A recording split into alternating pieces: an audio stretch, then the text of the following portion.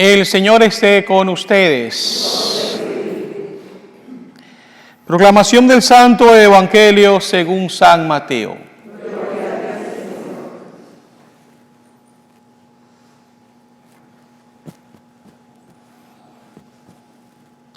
Un sábado atravesaba Jesús por los sembrados. Los discípulos que iban con él tenían hambre y se pusieron a arrancar espigas y a comerse los granos.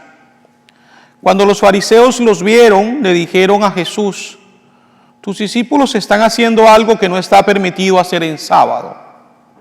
Él le contestó: ¿no han leído ustedes los que hizo David una vez que sintieron hambre él y sus compañeros? ¿No recuerdan cómo entraron en la casa de Dios y comieron los panes consagrados, de los cuales ni él ni sus compañeros podían comer, sino tan solo los sacerdotes?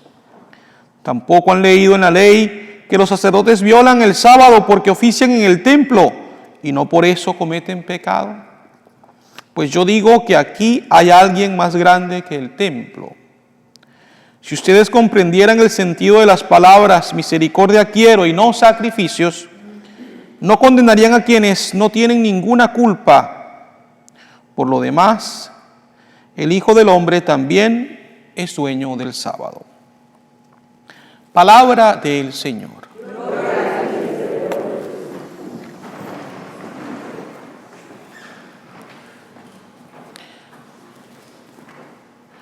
Como sacerdote es muy normal, muy común, que yo me vea relacionado con personas que están padeciendo enfermedades, que las visite frecuentemente, que les administre los sacramentos, o que incluso después de una larga enfermedad tenga que acompañarles en el momento de su muerte y posterior funeral.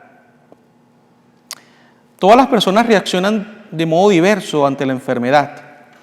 Algunas lo aceptan y sobrellevan con fe, con esperanza, mientras que otras pueden caer en desesperación, en desolación, en tristeza. Sin embargo, fíjense, por lo general hay una diferencia muy marcada entre los niños que se enferman y los adultos. Hace casi cerca de 2 años, yo recibí la noticia de que un niño que yo había bautizado en una de las parroquias en las cuales me encontraba, y quien es hijo de unos amigos, había sido diagnosticado con leucemia. De hecho, eran 2 tipos de leucemia que él padecía. Y por supuesto sabemos bien que para un padre, para una madre, eso no es nada fácil, agradable, inclusive por supuesto para el niño, ¿no?, que comenzó a padecer todas estas complicaciones. Tuve la oportunidad de visitarlo en varias ocasiones en el hospital, compartir con él, con su mamá, con sus hermanitos, con su papá.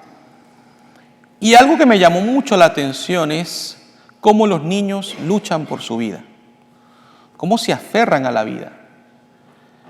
Y fíjense, hasta donde tengo entendido, muchas veces los niños alcanzan a vencer enfermedades como el cáncer, y mucho tiene que ver con esa lucha, con ese deseo. Y de hecho esto me lo comentaban los mismos enfermeras, doctores que estaban allí en el hospital. Me decían: padre, es impresionante ver cómo los niños luchan, cómo no se echan a morir.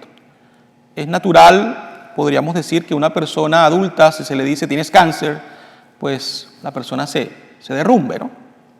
Pero los niños son diferentes.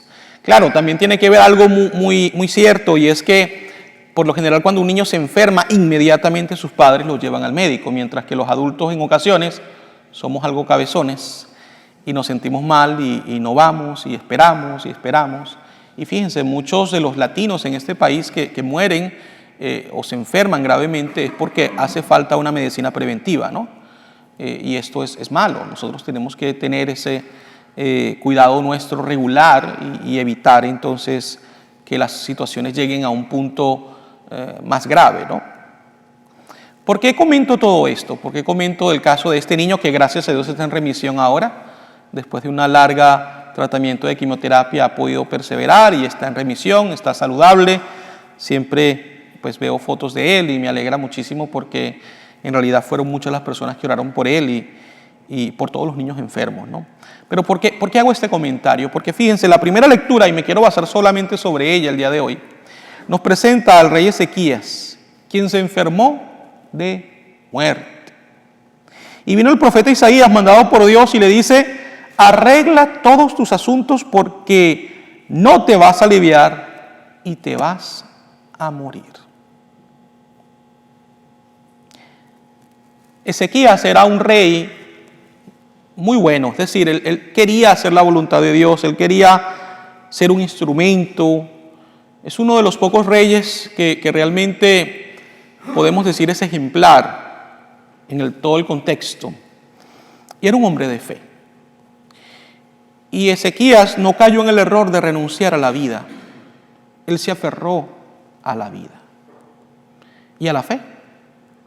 Y por eso entonces se dirigió a Dios, dando la cara hacia la pared y dándole la espalda a los demás. Se dirigió hacia Dios y le dijo: acuérdate, Señor, de que te he servido con fidelidad y rectitud de corazón y de que he hecho siempre lo que a ti te agrada. Esas palabras llenas de fe, que son entre comillas también una petición de sanación por parte de Dios, son las que este rey Ezequías pronuncia. Y el Señor escucha su ruego y le concede la sanación y la vida, al menos por unos años más. Queridos hermanos y hermanas, es cierto, tal vez es muy fácil hablar de la enfermedad cuando uno no es el enfermo. Pero de todas maneras, nadie se libra de ser un enfermo espiritual. Así que la enfermedad la conocemos, si no física, espiritualmente sí. Pero de todas maneras, este mensaje que hoy nos comparte la Escritura es un mensaje de esperanza, de fortaleza. Yo no sé cuántos de ustedes estarán padeciendo alguna enfermedad crónica, cuántas de sus familiares estarán en situaciones adversas. Y en ocasiones, pues queremos tirar la toalla, ¿no? Hace años me recuerdo cuando visitaba a la mamá de un amigo, ella estaba en etapa terminal y la visité y le estaban queriendo dar la medicina y ya no quería tomar la medicina, ya estaba ya como que renunciando a la vida y es difícil, sobre todo para ella porque pasó por años muy fuertes, muy complicados de salud. Pero Dios nos llama a la vida, nos da la posibilidad de estar en este mundo. Y Él tiene un plan con nosotros y Él nos va a llamar al momento en el cual Él considere que es oportuno. Fíjense, a mí me impactó muchísimo y le doy gracias a Dios porque pude estar allí los últimos años de vida del Papa Juan Pablo II en Roma. Ustedes recordarán aquel hombre que inició en el papado en el año 78, alto, fuerte, que practicaba deportes y cómo poco a poco se fue consumiendo a lo largo de los años. No sin antes dejar un gran testimonio, una gran enseñanza, viajar tanto. Pero fíjense, en esa etapa de su vida, esos últimos años en los cuales el Papa tuvo que ser incluso llevado en andadera, Él nos enseñó que los ancianos, que la enfermedad llevada con fe, con esperanza, nos lleva a Dios.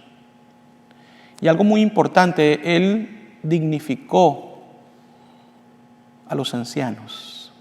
Enseñó que las personas, aunque vayan perdiendo facultades físicas, nunca pierden la capacidad de amar, de creer. Y por eso particularmente siento una devoción especial por el Papa Juan Pablo II, San Juan Pablo II, porque en realidad fue capaz de enseñarle al mundo que un anciano enfermo, con tantos padecimientos, podía amar, podía servir, podía glorificar. Y por eso siempre me gusta recordarle a las personas que visito, que están enfermas, que pidan a Juan Pablo II, que vean su ejemplo de perseverancia hasta el final. Porque sin duda alguna Él supo asumir la cruz con esperanza.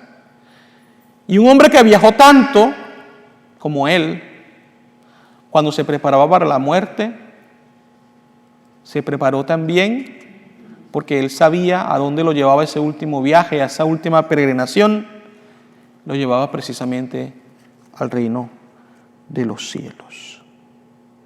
Pidamos a Dios pues esta gracia de asumir la enfermedad, no con tristeza, sino con esperanza, de aferrarnos a la vida y de decir, Señor, estamos en tus manos, ser responsables en nuestros cuidados médicos frecuentes para evitar cosas mayores, pero también recordemos siempre de pedir por los enfermos, porque hay mucha tristeza y desolación en muchos de ellos, sobre todo cuando pierden la esperanza.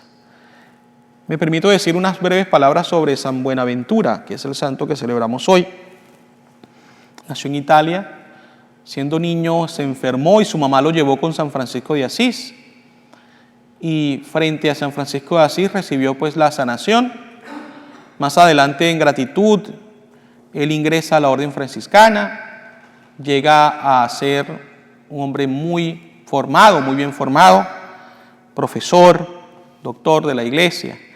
Pero algo interesante es que él sufría de escrúpulos. Fíjense ustedes, esto quisiera mencionárselos. El escrúpulo es la persona que ve como pecado lo que no es pecado. Y él se dio cuenta de eso, que estaba cometiendo ese error y sufría mucho por eso. Y le pidió a Dios sanación y trabajó por eso y logró sanarse de los escrúpulos. Es decir, es malo pensar que nada es pecado, pero también es malo pensar que todo es pecado. Hay que tener siempre un equilibrio. Y él se sanó de esto, ¿no? Pero lo otro que quería mencionar era que él fue nombrado cardenal por el Papa. Y cuando recibió la noticia de que había sido nombrado cardenal, él estaba lavando platos en el convento con los hermanos legos. Y lo solía hacer frecuentemente. Él a pesar de que era el superior, se iba a lavar platos. Y siempre trató de conservar esa humildad, ¿no? Pidamos también a San Buenaventura que nos enseñe el valor de la humildad y las demás virtudes cristianas, para que de esa manera alabemos a Dios y lo glorifiquemos cada día de nuestras vidas. Amén.